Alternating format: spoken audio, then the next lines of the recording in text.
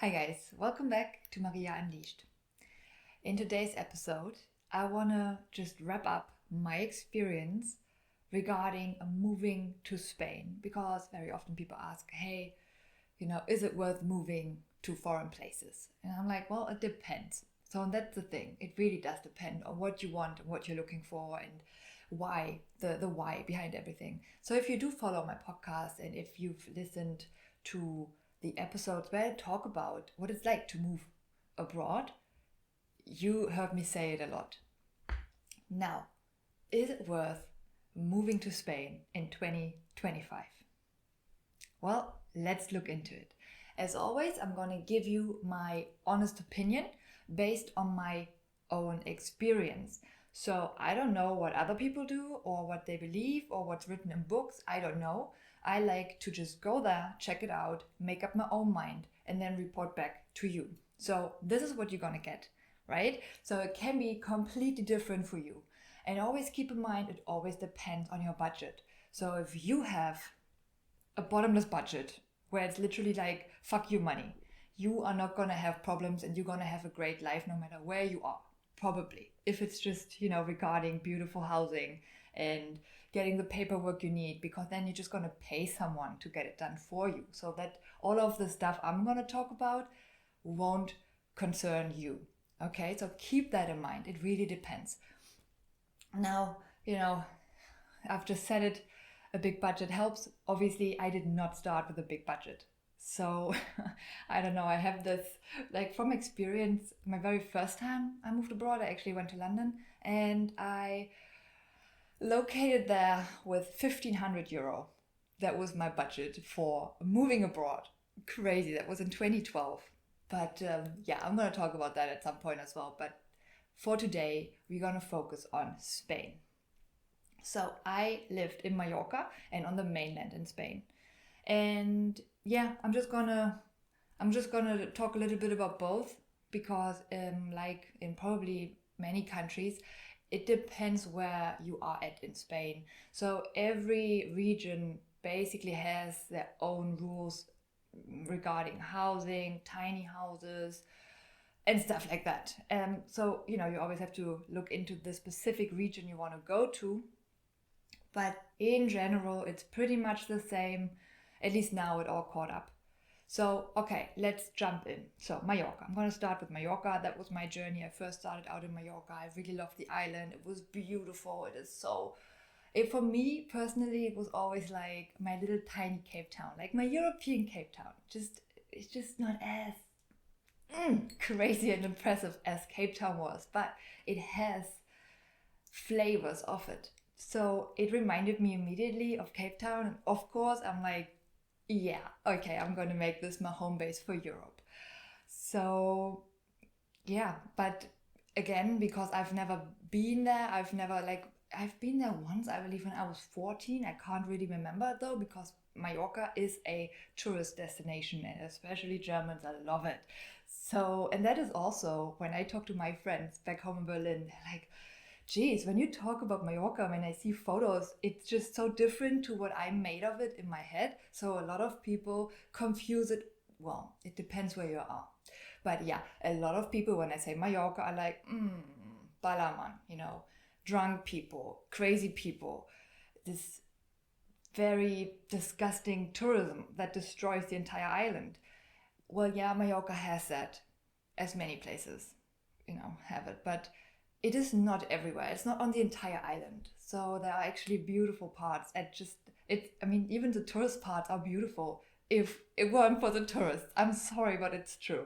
And unfortunately, as always, they get the most beautiful parts, but it's like, well, whatever. However, so yes, Mallorca, just as any other country, has obviously the tourist part too. And it gets crazy in summer.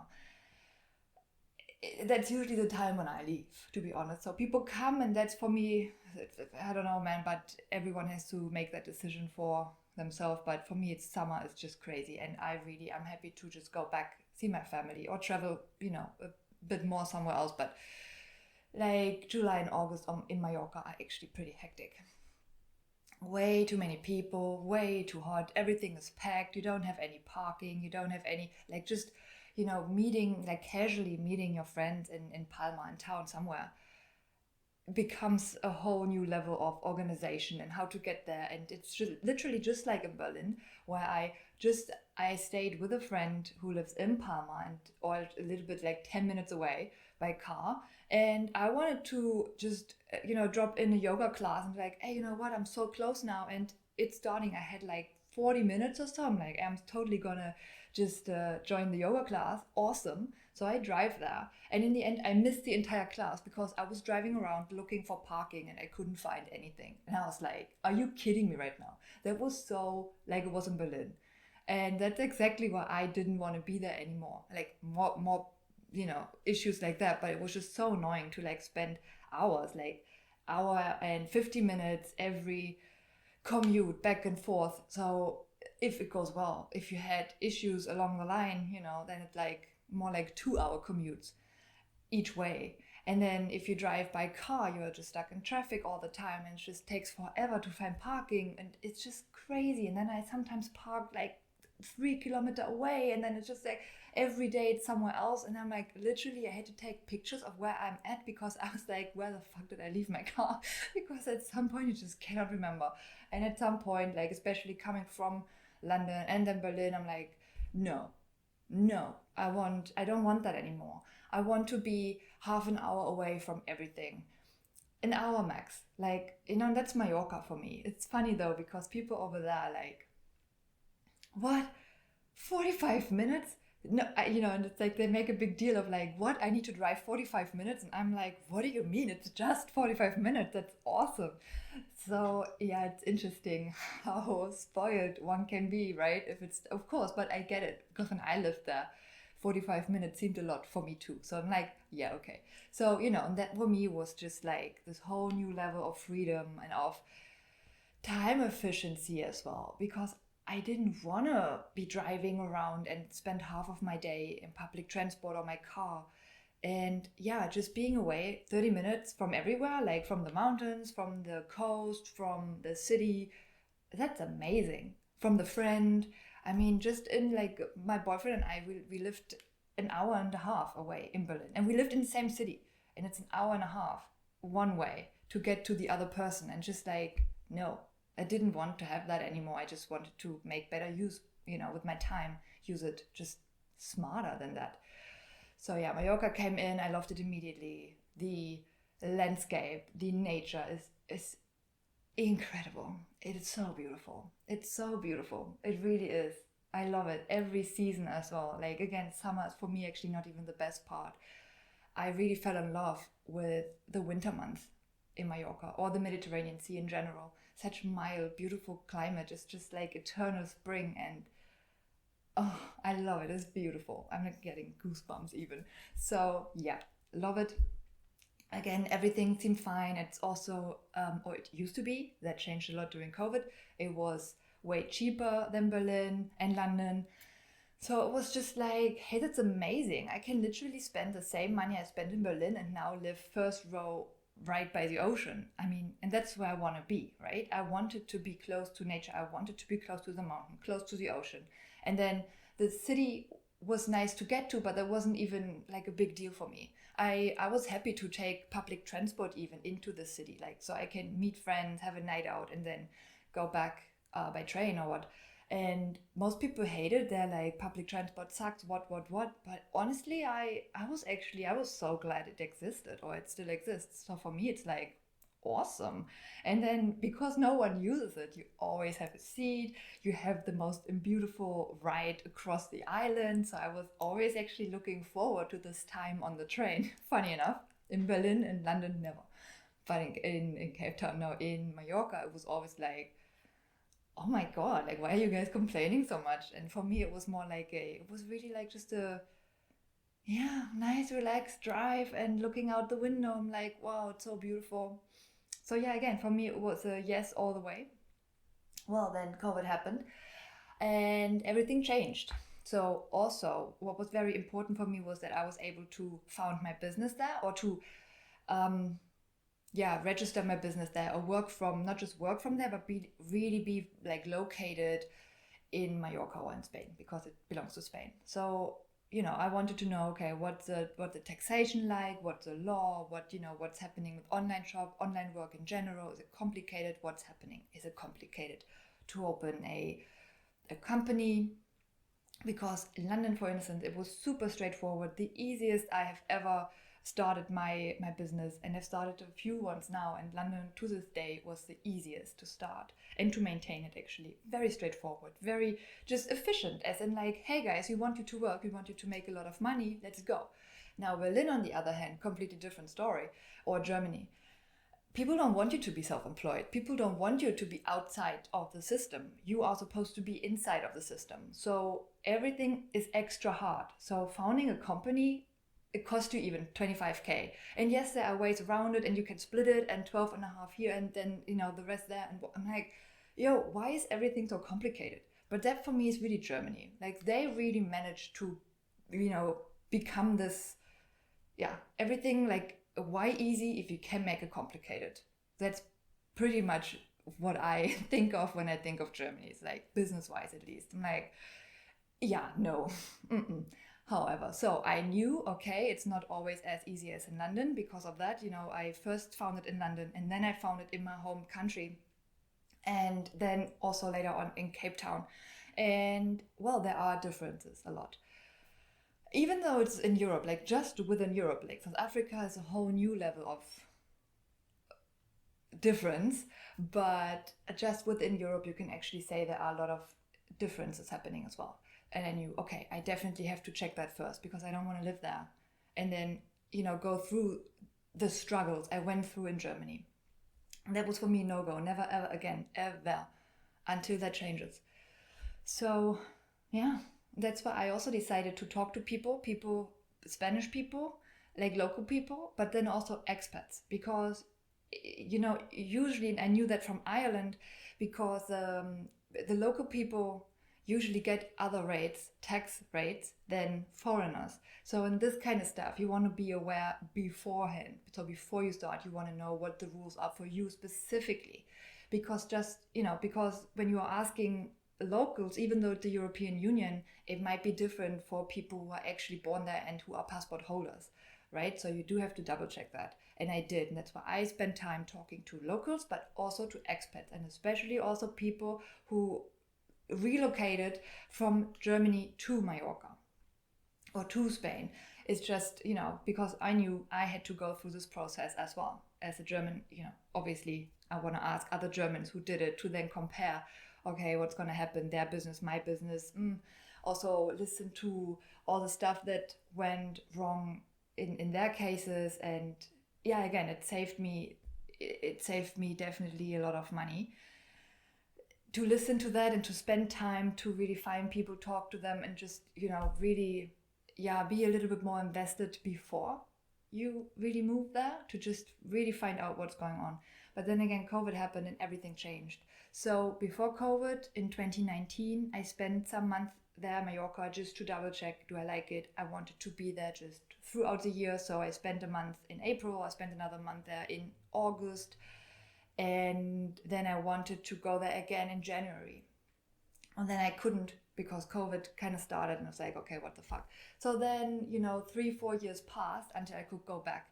And I was obviously still, on that knowledge I had from before COVID. So that was where I'm like, okay, cool, I'm still playing by this rule book, of course. And like, okay, so I know back in the day I believe it was like 4,000 euro. You needed 4,000 euro like starting capital, but you don't even need that in cash. You could just say, hey, listen, I have a laptop, I have my equipment, I'm ready. So that basically just want to make sure that you are ready to start, and not just, I found a business, and then you're actually not. So now I was like, hey, that's cool, because I already have my equipment, the products, and the worth exceeded that sum of money. So I'm like, yeah, easy, right? And again, remember, in Germany, it's like 25k. So 4k versus 25, it's a no-brainer. What the Spanish also did was they granted everyone, not just the local Spanish, but also everyone who came and started the company there, you would get 1 year of health insurance. Yes, health insurance free.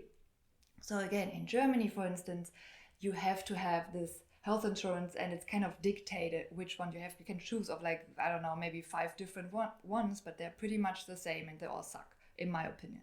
So I'm like, that's annoying, and they're crazy expensive compared to what else you can get outside of Germany, and the quality as well. So yeah, the price and quality also don't match up. So again, I was like, hey, how cool is that? You are basically here now insured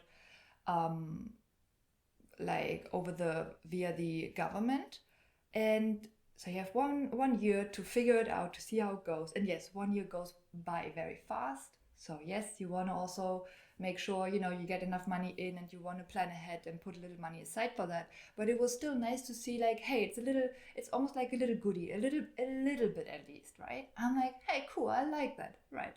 What else? So yeah, and that's how I went through, like, what's the taxation, what's this, what that, the VAT, like how and what. Again, very different in London compared to Berlin. And so yeah, that's basically how I do it no matter where I go. I just double check everything. And then what also really bothered me a lot was, because I'm traveling a lot and I try to spend a lot of time abroad and learn and study there, and also meet, just want to connect with the country, the people. Yeah, I don't know. I just really want to make up my own mind, and also it inspires me so much to see also what else is out there, right? Instead of just being in Germany and then completely missing out on what else is going on. And yeah, because of that, it's also very annoying to have a government that isn't operating online. And in Germany, that's extreme. Like, we are like 30 years behind on that.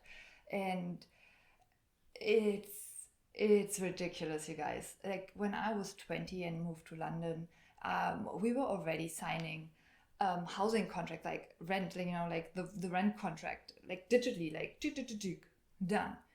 I founded my company online, and it took me like maybe 20 minutes to figure it out. And again, that was during a time where I didn't even speak English fluently yet. So I'm like, okay, that's pretty straightforward if I can do it in a foreign language, in less than half an hour. And everything was online. I needed to just go once to I don't know what it was, some number, national insurance number or something like that. I can't remember, but I needed to go to a place, like face to face, and say, hi, I'm a real person. I had to do that once. And that's it. And everything else you do, online, done, right? Or via email, or I don't know. It's just, no, in Germany, we are still on fax-based. So whenever that's now 10 years later, and I still, I was asked so many times, can you please fax it? And I'm like, what? Fax it? Where am I supposed to go to do that? To a fucking museum? What? Oh, jeez, it was ridiculous, and it made me so angry. And I'm like, okay, like, the Spanish can't be as bad. Well, problem is they are. And that's what I'm realizing now, because we went to the mainland afterwards, because Mallorca just exploded, all the prices, everything, like rents became like 5 times higher than usual, and everything was just absolutely crazy. And also the contract, usually you will get like a housing, like a rent contract for 5 years or 3 years, and suddenly it went down to 1 year. And then on Menorca, it was 6 months base, like every, the seasonal contracts. And I'm like, how am I supposed to start my company here, to really start and operate selling real products, when I have to move every 6 months, and I never know what I get? And that was just, in the beginning, you're like, oh, whatever, I can do it. But no, trust me, at some point, and for us, it's been 3 years now. And no, it's not cool. And I'm so fed up with it. I mean, really, it gets very annoying, because again, you spend and waste so much time worrying about this kind of shit. And then you never know what you get again. And it's crazy. And then it's just, no, really, guys, don't do it. Don't sign, a 6-month lease if you actually want to stay there long term, and if you have to bring your business with you. Like, if it's just a laptop, it's definitely not the big of a deal. But if you need a storage for your products, then it is. And well, I did it like 3 years now, and it's not getting better. The opposite, actually, it's getting worse. And that's where I'm also like, okay. Then from Mallorca, I thought, okay, maybe just Mallorca went crazy because everyone suddenly wanted to come to Mallorca. And I don't know, during COVID, they probably watched too many reels on Insta and I don't know, whatever. And suddenly, oh, it's amazing. Oh, it's sunny. It's this and this and that. And I'm like, well, yeah, well, did you come prepared? Or I'm like, no one came prepared. Everyone is just like, oh, whatever. It looks so nice. I saw a reel on Insta. Okay. And then it was time for me to go because I was like, okay, that's crazy. I'm not going to participate because what happens is literally the locals, because I stayed with locals to learn the language. And I was like there when they really like the daughter, like my host family's daughter had 2 kids or has 2 kids. And they really struggled to find a place to stay. And just seeing it like firsthand what they are going through, right? Because I can always try to find other online jobs and just work from, I don't know, and then have a contract from London or from, I don't know, even from the States, from the US, and then get the money in that I need to obviously sign the next lease for my house, right? And then it doesn't matter that the house is, I don't know, 1,100 euro, because you are getting that much more salary, like, right? But in Spain, you get 900 euro. That's a base rate for local people. And in Mallorca, they're actually still quite lucky. And I only realized that here on the mainland, because for me, it was like, oh, you poor guys, having this seasonal stuff going on. And again, Mallorca, like all of the mainland goes to Mallorca in summer for the tourist season to make money. And I was always like, why would you come here? Why don't you just stay on the mainland and do tourist stuff there? Yeah, until I went to the mainland and realized, oh, it's actually even worse there. They don't even get 6-month contract. They get like 2 or 3 months contract. And it's crazy. And they get like 900 euro. And then they are really, they need to get the tips in. So, and suddenly it's like, are you crazy? And again, back in the day, a house would cost 400 euro. With the garden, with everything, it's huge, it's big. 400 euro, okay. Maybe you have a partner, 200 each, including bills, I don't know, maybe 260 each. And that's doable, even with 900 euro. Also, you have to keep in mind, even on Mallorca, in Mallorca, it's like, when I was there before COVID, even drinks, like going out for drinks, or at least where I was, of course, Palma is more expensive. But I went out into the countryside and, places there. In Alaro, Inca, or outside of Inca, Huey, and just very, very cute, very local places. And I would get a glass of wine for 2 euro. And then maybe a year later, 250 or what, I don't know. But then again, because I used to work there with a local family and I stayed there and lived there and, I came by on a regular basis, people recognize you start talking to them, and then, hey, what do you do? Yeah, I live with them and I work here, and, we do farm stuff, and I want to learn the language and then maybe move here, blah, blah, blah. And they're actually pretty sweet, it's like, hey, you know what, I'm going to give you the local rate. So the Mallorquin got the Mallorquin rate, and the Spanish got the Spanish rate, and then the tourists get the tourist rate. And they actually charge me the local rate. And I'm like, oh, thank you guys. Always made sure to leave a good tip there. They were super happy with it, because the local people there, they don't really tip that much, because they rather come, they are more the guys who come on a daily basis. They come there, they drink their coffee, they drink their wine, and then tomorrow again. So for them, it's more, the quantity. And then for me, I was like just there once a week or what, and I'm like, hey, cool. But again, people start talking to you, they recognize you, and it's very sweet. Also, the mindset of the people, they are just, compared to Germans now, it's very, it's way more laid back and chill, and it's like, hey, we all have to work, and they work a lot, but they also now know how to enjoy their time. And that was just, for me, it's beautiful. Like, no one would make you feel bad for going to the beach, or to, let's say you are done with work an hour early, and it's just like, you know what, I'm going to wrap it now and off I go. And they would actually encourage you to do so. While in Germany, it's like you're actually even shamed. And why do you leave early? Why do you, well, you are very lucky. And, it's like, I don't know, maybe I get that a lot, because I meet people who are like that, and I'm just like, what's wrong with you? Like, why can't you be happy for other people? But in Spain, it was just very normal, like very, very cool people, just very relaxed, and like, yeah, very Spanish. Obviously, sometimes I miss the German efficiency or like being punctual. We meet at a time, and then I know my German friends are going to be there, and we all know we're going to wait for the Spanish and the French, and oh my god, yeah, that it's just what it is, right? And you know that at some point, so you actually figure out some tricks and like, hey, let's meet at 6, so we're gonna tell them we meet at 4, and then we all meet there at 6, and shit like that. But again, it's yeah, I liked it a lot. But again, it depends. If you are not into the Spanish or Italian or French way of living, then I don't know, don't go there, right? Because I really want to, if I go there, like, I want to, I mean, it's also respect to, yeah, learn the language, respect the culture, and just be respectful in general. And again, if you don't like it, no one forces you to go there. So, yeah, no, leave. Like, if you do want to leave your country, move somewhere else, do it for the right reasons. And also, what's really important, and I'm going to talk about that on the podcast again, because it is very important.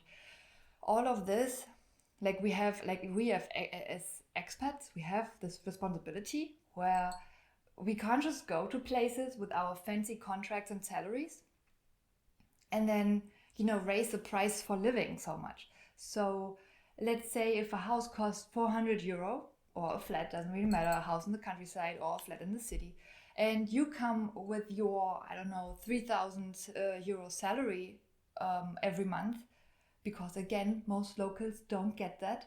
And yeah, of course, for you it's easy to pay 1,100 a month, but no local can do that. And now there are more and more people, foreigners, coming, and it's like, oh, and then the Americans come now to Mallorca because now there is a direct flight, and it's suddenly for them it's like crazy. Like when I talk to my American friends, they're like, what do you pay? I'm like, yeah, but they don't earn, no one earns money. Like when I told them 900 euro, they're like, what, a day? I'm like, no, a month.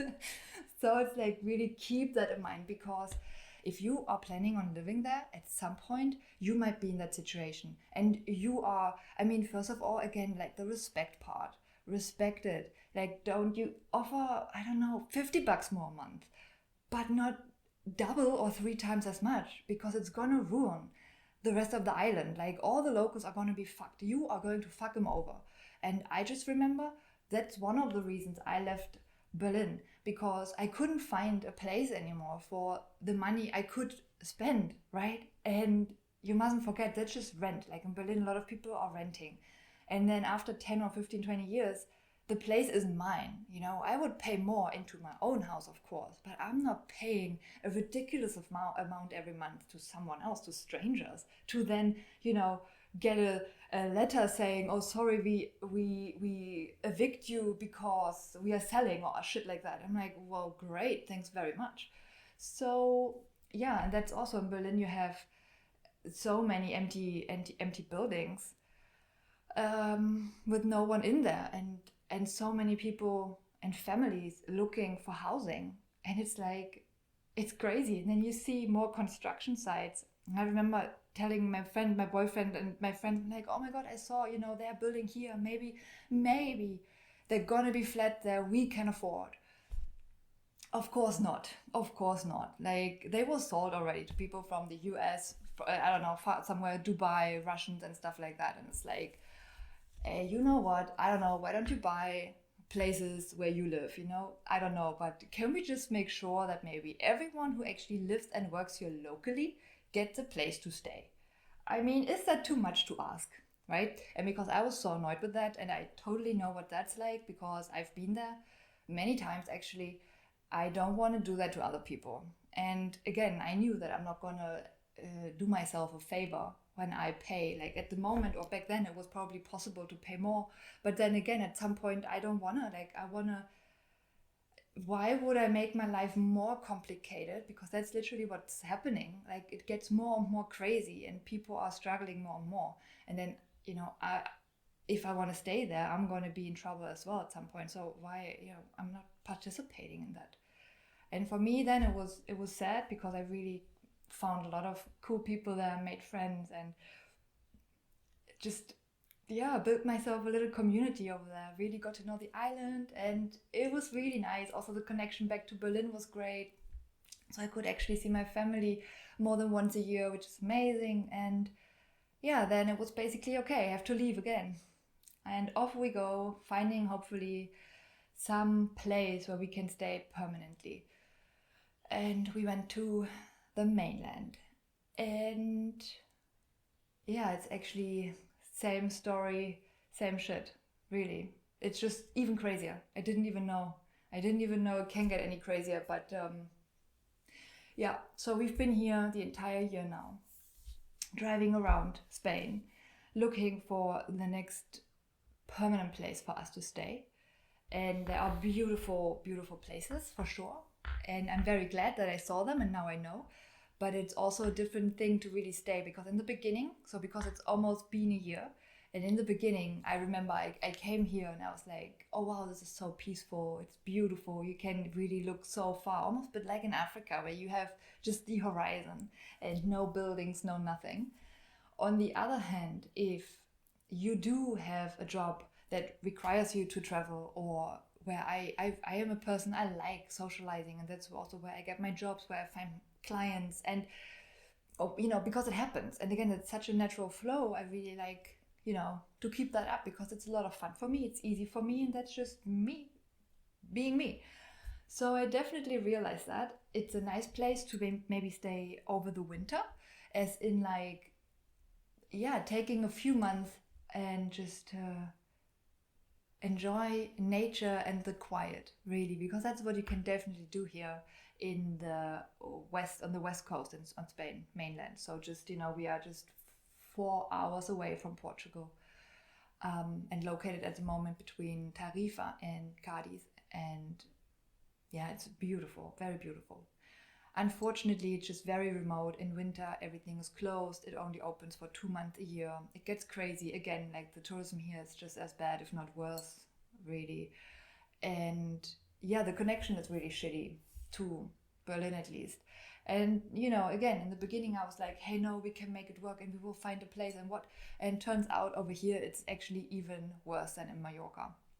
Because here now, because so many people suffered during COVID, they are literally now selling houses for like houses that were like 50K are now almost 300, and it's literally a shed, and it's like, are you fucking kidding me right now? Come on now. And again, I know for people who are somewhere in America or in Dubai or in Germany, it's no money. It's like, oh my gosh, how cheap. I know. But again, like people here, when I talk to people my age, like I'm like, how do you do it? Please tell me, because we are looking and the contracts you get here are just 6 months, and then you have to look again. So you are basically forced to look every 6 months and to ask around, and then you never know, are you going to get a contract, especially in the summer months, because most people want to rent out their place, right? They don't want to give you the local rate. They want to rent out the place for 10 times as much to tourists, and it's always booked, so tourists are taking it. I'm like, well, yeah, don't complain, it's too expensive, you're paying it. So yeah, it got more absurd actually, and I'm like, I mean, where is it going? Where is everything going? Holy shit. And also what changed a lot is the law. Like nowadays, I applied for all the numbers you need here to open your business and to apply for the green card, so to speak. You need, certain papers, and you need to. So I need 4 papers, and to get them, I need a proof of address. So I need a contract, a lease for a house, for a place, whatever, and it always needs to be valid. Now over here, you only get a lease contract for 6 months. And these papers, so in order to get them, then, with the contract for the house, you go to the bank, you say, hey, this is that, I have my passport here, I would like to open. And then you need either a job or you need your tax number. But then I was still waiting for the tax number. So then getting this bank account it's so incredibly hard. I managed eventually, but it comes with so many obstacles and so much shit you have no time for, and it's so unnecessary, because it's like literally, well, but I need, yeah, again. And I went into this ayuntamiento. That's like this bureau, I don't know, where you have to register. And it's like, I went there, like, I would say I was there pretty much every day in the first month. And then I checked in every 2 weeks. And to this day, since I was there last, so I processed everything in April, because that was when I finally got my contract, because most people don't want to make it official, they want the cash. So you are here, it's very common that you still pay your rent cash to your landlord, very common. So yeah, it's hard to find someone who actually gives you an official contract. So I had one, and then I had 6 months until this expires. And every paper you need to present to the officials, it has to be valid. And again, it's only valid 6 months. So that makes it incredible hard to just get your paperwork done. And I'm still waiting. I've been waiting for 8 months for a piece of paper. And I'm like, you know what, guys, if you don't want people to come, because that's the other issue, it's almost like Germany doesn't want anyone to leave because they can't afford to leave their taxpayers, right? You have to stay. They need you to pay tax in Germany. And then Spain is like, well, we can't take any more. You know, it's like, no, thanks, please go back. That's what it feels like for me. It's literally like, you guys, I'm playing by the book here. You know, I'm being very respectful. Like, what do you want? Do you want people to play by the rules or not? Or just say, hey, we don't want to take more people in at the moment. Okay, but say that, right? And it becomes so frustrating, and no matter what you do, it's literally, yeah, I don't know. So yeah, been waiting for 8 months, and I'm like, wow. So I'm literally begging, hey, let me pay tax here, and it's, yeah, I mean, I can only offer, right? So yeah, bottom line, I'm not going to move my company to Spain. I will now probably move it to Lithuania and open a online company there, because they are very straightforward. They are pretty, I've been watching this online company in Lithuania thing for a few years now, and they're actually only becoming better, I gotta say, because in the beginning it was always this issue with the bank account, that you needed this local bank account there, of course, because I'm billing from a Lithuanian tax number, so you do need the money in a Lithuanian account. And again, as always, it was hard to get, so they actually said it, and that's what I'm like, where I'm like, okay, cool, at least they're straight up and like, hey, listen, you need a local bank account, but it depends on the bank. Like, the bank can decide whether or not they want to give you this bank account or not, or open a bank account for you or not. And I'm like, okay, so pretty much like in every other country as well. And now it's like, because that, you know, obviously is sometimes an issue, and they listened and they changed that, and now they're actually cooperating with major banks throughout Europe. So and I'm actually, one of my German banks is actually also one that cooperates with them, so I can now say, hey, here, and then they have these cooperations, and again, how it's all done in detail I can tell you once I'm through with it. But yeah, I'm like, hey, you know what, I like that, because that is at least a little bit more futuristic and not so 30 years behind kind of scheme. And even Spain now also became like this 4,000 euro I told you earlier. It's not happening anymore. Like, now it's also way more complicated to start. And then again, the paperwork, getting that done takes forever. And I cannot wait so long for everything, you know, like I have to work and I have to keep the show running, obviously. And I'm like, what is your problem? Like, why do you not want people to work? How is that? In what world does that make sense? I don't know. I don't know. It's just, it's weird. And I talked to actually some officials off the record. I am always very lucky to meet people who are happy to talk about that honestly, but then again, off the record, so I'm not going to get them in front of the camera or anything. But yeah, and it was interesting to talk to people who work in a bank, and then also a German lady who worked for a insurance, first in Germany, now in Mallorca. And she also, you know, opened up a whole new world of, okay, well, do people know that?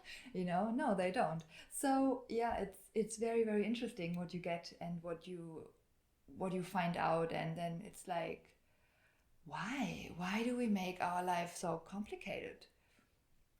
So yeah, very, very interesting. But again, I'm a fan of Just tell me what I need and I'll get it done.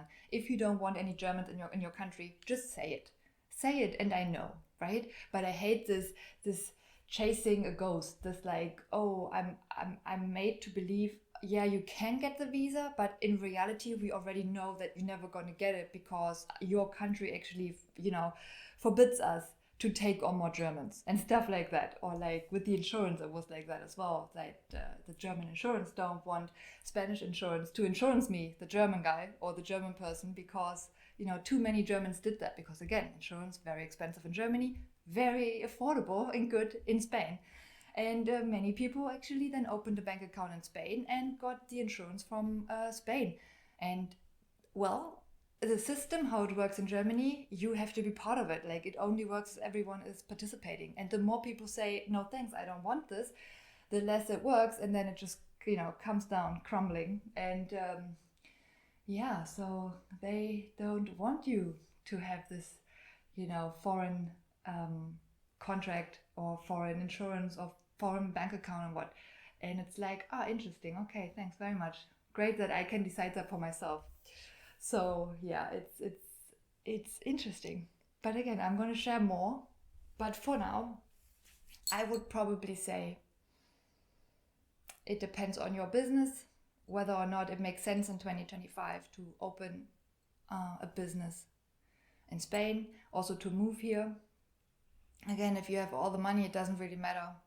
And you can even come from, let's say, I don't know, the US, from America. You can come here and buy and invest in, let's say, properties or business. And then I'm pretty sure you simultaneously get the permit to live here. I'm not sure what that visa is called, but you do get the permit to live here then if you invest a certain amount of money. It depends which country, But it seems, from what I've read, again, I'm European, so I can't really tell what it's like for a foreigner, for like, I don't know, someone from Mexico or from America or somewhere else to come to Europe or to Germany or what, I don't know, because I have all the papers and I don't know how your country is with Germany or Spain and what's going on. But it's definitely possible. So if it's just for you to have access to Europe, then it's definitely worth it. And again, like I'm at the moment, from what I'm witnessing, Spain seems to be very happy to take on a lot of foreigners in, people that bring money and that buy property here and buy fincas and stuff. So you have more foreigners here than actually local people. And that is, I believe, because the government makes a lot of money. Of course, they take the tax money and they are very happy for people who can afford that, the huge house and the huge property, because over here, no local who is actually born here can afford any of the housing here, which is insane. It's insane. Which is also why the young people we talk to always want to leave. So they also want to leave Spain. They want to go to countries that are, I don't know, just want to take a laptop and work from abroad, online, whatever, or start a YouTube blog or what. And you know what? I understand that, because I know people are bitching about it and complaining. But I can understand why people do it, because over here it's hard. And if you are just early 20s now and you're not going to make enough money to even find a place, so you have to live with your family forever, you don't even have the option to find your own place. It's crazy. And even if it's only for 6 months and then you have to move out in summer for the tourists to come. Like, who's supposed to live like this? Like, come on now, right? So yeah, I totally understand that they say, and they told us as well, like they are leaving and they suggested we should be leaving as well. It's like, just go somewhere else. Like, so yeah, it's very, very interesting. It's a bit annoying, because I was really hoping to get this like a stable base in Europe now, where I can really get all my stuff, do all the business from, and then travel, and at some point hopefully also upgrade the equipment, take the camera with me, and just take you behind the scenes and to my favorite places, and also introduce you to incredibly cool people I've met during my travels. And I really want to get them on board as well and interview them. But yeah, step by step, we're gonna get there. If you want to support me, if you like that kind of content, if you want me to take my camera along and maybe get better equipment, please consider to become one of my Patreons. That will help me out a lot. And even if it's just like, just a free membership, like just to kind of push, help me be found, tell the algorithm that you like what you see. And then, we're going to get there. And I really can't wait to take you along because I have a big vision. I'm going to explain more, also more behind the scenes on Patreon, more bonus material. You have exclusive material, you have the previews, you have all of the good stuff, and also you have direct access to me, and you also have access to my online workshops, the on-demand workshops. So if you are into natural skincare, just a healthy lifestyle upgrade in general, these online workshops are really great. And again, you get them for free if you become one of my executive producers, directors, and assistant directors. So if you like, go check it out, and I will see you in the next one. Bye. I hope you enjoyed this week's episode and found exactly what you needed from it. If you would like to support my mission, don't forget to follow the podcast and leave a 5-star review. I appreciate your guys' support massively. For more, head over to my website at greenplanetcosmetics.com, where you will find free content, my online workshops, and of course, my signature expert class. If you are feeling called to dive deeper, I also offer one-on-one sessions and intensive packages. Just reach out to me directly. And last but not least, if you have any further questions, business or lifestyle related, or if you would like to hear more about my story, don't hesitate to ask. I would love to hear from you and weave your questions into my future episodes. Now, thanks so much for tuning in, and I will catch you in the next one. Bye.